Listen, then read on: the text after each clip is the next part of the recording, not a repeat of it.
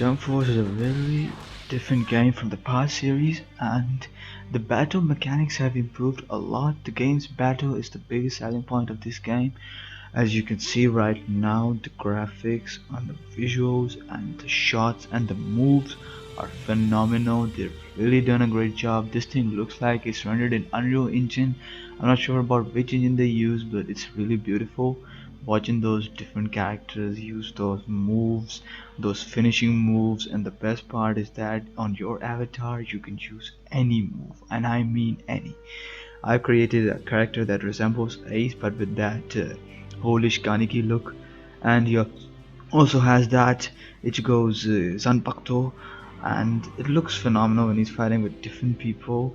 They've added 3 different fighting styles: the pirate, where you're like somewhat slow but you fight mostly like One Piece characters, and in the ninja you mostly fight like Naruto characters, and charging is different. Obviously you have chakra, in that you have the brute power, and the one that I really like is the Saiyan one, like the fighter one, martial arts you can say, in which you fight like Goku, Vegeta and all those famous DBZ characters. And you have that key that when you press the trigger, the right trigger, your key charges up and you can use those moves, and going behind the opponent in an instant and getting there and kicking them, that is a really good thing. Overall these 3 types don't matter that much if you're a really good player. The most important thing about this game is the chases. The chases are like 7 in a match. You can't choose more than 7, but if you time them right you can have a really good thing happening for you. Okay, the P1 wins here, and the mechanics are really different. The game is good. You feel often that it could have been much more intuitive, like there could have been more combos and different fighting styles, but most of all the game is pretty good. As you can see, Kaioken is flawless. The fighting, the animations are really cool, and the best part about the fighting is the way these guys speak. They're Japanese anime characters are in this game, and the voices are phenomenal. The way Naruto says Kurama is just, it just geeks you out. And even if the people have like different opinions and everybody says the story isn't good, obviously it's not good, that's why they say it, but the battles are really good. They make for some good memories with your pals on the weekends when you fight Team Naruto versus Team Saiyans, Team Luffy versus Team Blackbeard, or all those matches with the Saint Seiya guys and the Mai and Midoriya. It gets a lot tense there. And also Ichigo Kurosaki is in the game, so all your Bleach fans, the Cobra of anime is back and he is ready to dish out some damage. And it has like different rounds, you could play with a time limit or not, and the rounds could go up to like 5, and if you win it changes up. And they could have done something with the Super Saiyan transformation, but instead they gave you like, if you take enough damage or deal enough damage, you get the icon, the diamond icon of your character gets red or something. Right now Naruto's is red and he has awakened already. He has awakened his chakra, like the Sage of 6 path mode, and he can use his awakened ability because his was red. Now he did use it.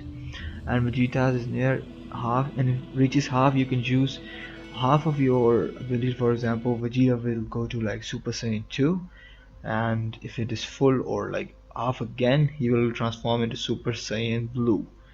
And there's that. No mid transformations. I personally feel like they could have gone with all the transformations with like the Budoka Tenkaichi did. That would have been much fun to see Goku in all his forms, because that would have been badass. But you already know Super Saiyan Blue is really powerful, so seeing him do that is just like, what do you expect? Super Saiyan Blue versus Naruto? Seriously dude, you know Goku. And Boruto, there was no obvious reason to add him, but I don't know, with the character roster is different this time around.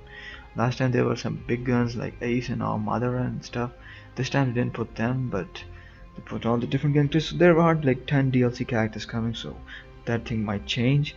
Right now all we can do is just use the awakening abilities and have some fun. And as you can see, Super Saiyan Blue is no joke. The attacks get different, the visuals become more good. As you can see, his attacks also change. Goku Super Saiyan 2 uses an instant Kamehameha, and that Kamehameha is really bad because he teleports behind you and you don't have, like, you don't know if he's gonna do it or not. When he does, it's actually really different. And the guarding mechanics are good, but they could have done something more. Like, the combos only go three ways: up, down, and middle, so you can't really chain them up and have some more fun. But it's good. The game is good. Dodging could have been better. Combat system overall gets like 10 out of 7, something like that. Okay, now moving on to the story. The story of the game looks different. They're cubes, Umbra cubes. They give you powers. They can make the characters turn dark or something like that. But the mostly story could have been much better if they used their original voices instead of the written dialogues. Or they added some really cool moments, like they could have with Goku and Luffy having a eating match or contest, something like that. I mean, there are literally tons of ideas. All these characters, they could have actually gone with the anime villain instead of this villain they made. He's gonna come up in a few minutes, so it could have been like Madara or some villain from like Frieza and Madara teaming up or something like that. And tons of possibilities. So there's that. They could have done very much better, but they didn't. That's their fault. Story missions aren't that hard. You have to level up your character, which you can easily do.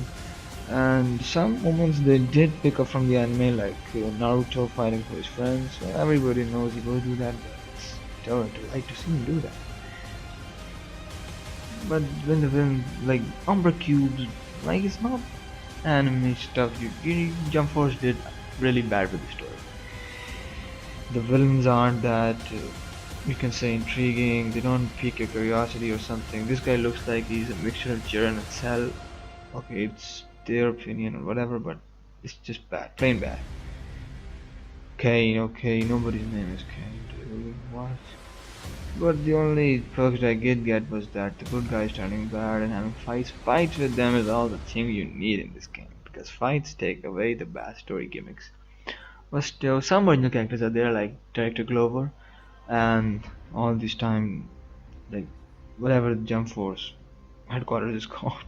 Okay, so obviously you can have a favorite character. There are three teams: Alpha, Beta, and Gamma.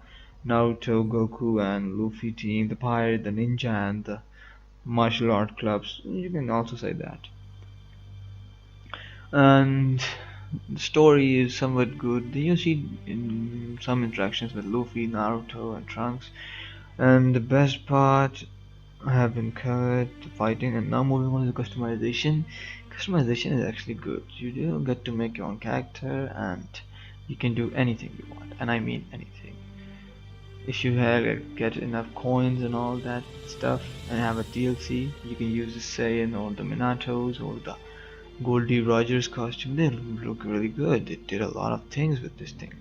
Like mine character's Ace, and he just looks cooler with the Kaneki coolish eye. But if I wanted to make him more like Ace, I think I'd have to grind more into the game, or maybe I don't know if they give you more shirts or not, but they did say it in the beta.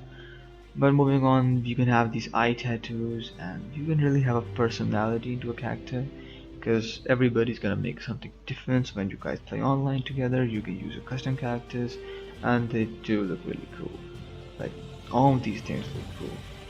Believe me, these tattoos, like the Kurmas and Whiskers and the Naruto having those 6 lions in his face, it just looks so cool.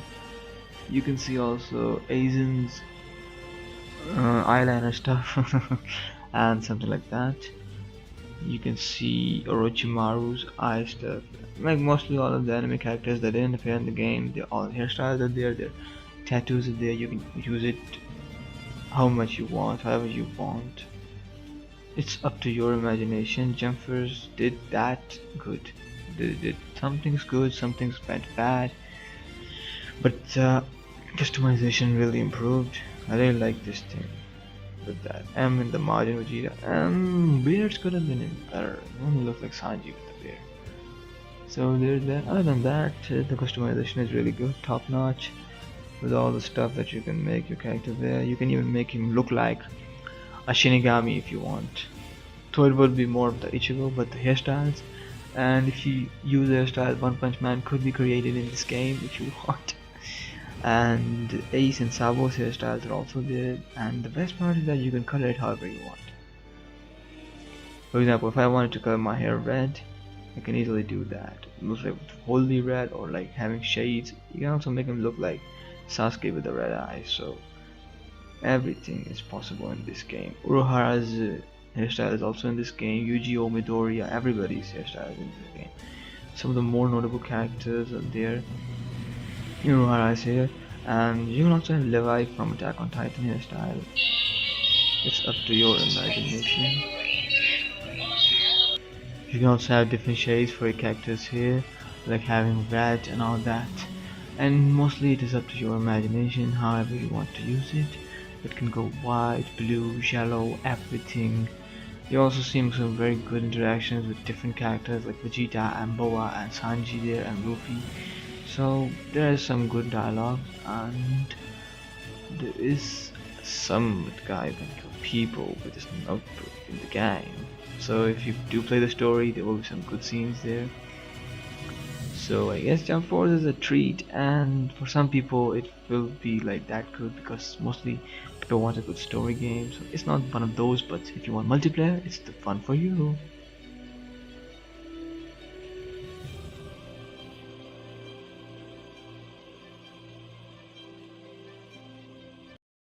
で、何なんだ？黒ひげの目撃情報が入ったって話だ。あいつもこの世界に来てんのか。どうもマッターホルンとメキシコという場所でほぼ同時刻に目撃されたという話じゃ。例のレプリカか。どちらにせよ黒ひげがベノムズと接触したことは間違いないようじゃな。偽物だろうと本物だろうとまとめて全員ぶっ倒せばいいんだな。